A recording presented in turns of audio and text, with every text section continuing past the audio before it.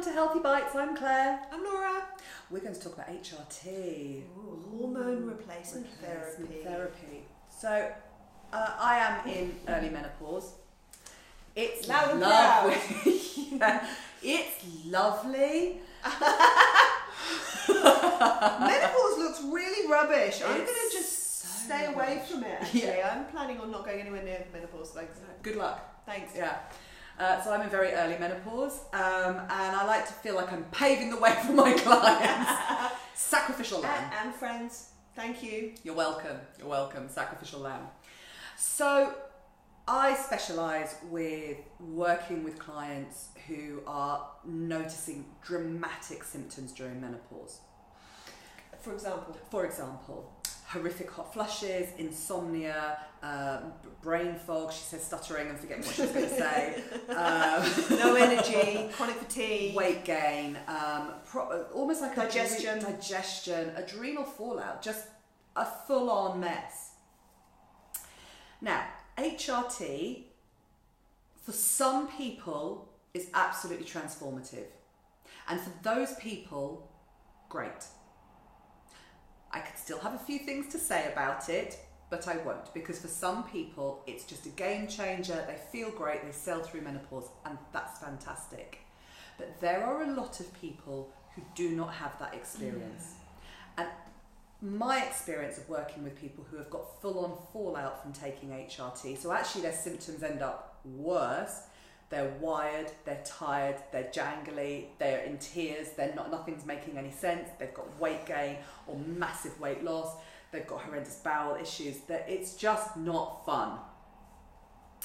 And part of the reason for this is HRT is a one-size-fits-all approach. We're not one-size-fits-all people. That's not what our hormones are doing.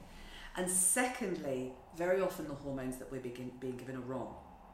So menopause is actually often classed, it's the fluctuation of estrogen and it's the tailing off of progesterone.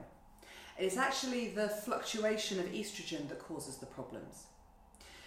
Now, medically, we're mostly given estrogen, but we're also given an estrogen that we're supposed to have when we're pregnant, which doesn't really make that much sense to me. It can really make us very, very wired. We're not given the estrogen that we're supposed to have postmenopausally, because that's when we sort of notice things like osteoporosis, etc. And medically they've made the connection, it's because of that estrogen. No, we probably need more of that estrogen, that's the problem.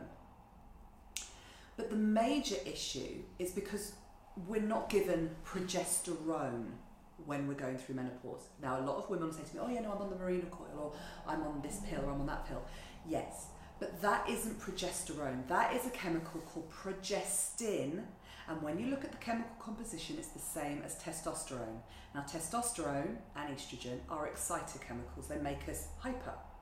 Progesterone is a calming chemical. This is why anxiety is a big symptom with perimenopause. Lack of confidence, anxiety, jitters, palpitations, blah, blah, blah, blah, blah. The tailing off of progesterone. We need to get progesterone in the body. Actually, estrogen comes and goes. Sometimes we've got too much of it, sometimes we haven't got enough of it. So the way that I work with clients is to give them the menopause appropriate estrogen as and when they need it. So let's talk about, why would you need estrogen? What are the symptoms?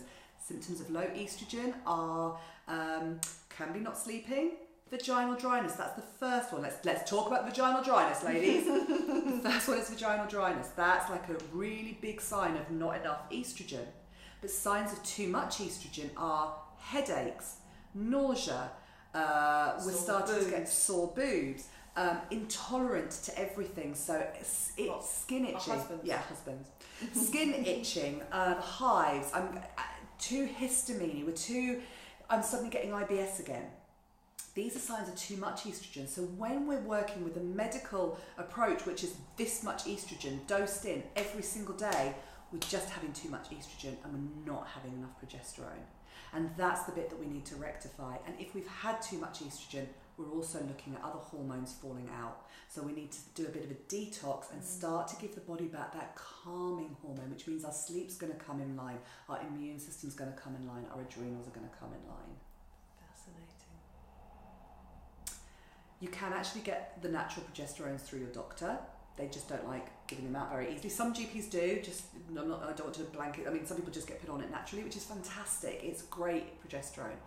But it really is worth finding out what is the right approach for you if your HRT isn't working for you, and you will know quickly within about a week or so if your HRT is working for you or if it isn't.